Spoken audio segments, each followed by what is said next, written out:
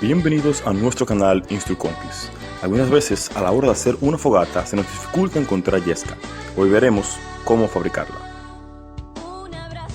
Para fabricar la yesca vamos a necesitar un tronco y un pequeño cuchillo.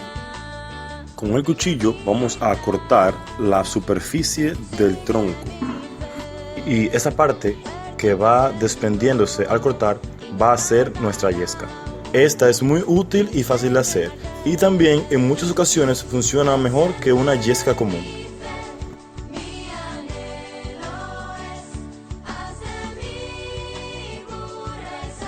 Yesca es cualquier material seco que arde con facilidad.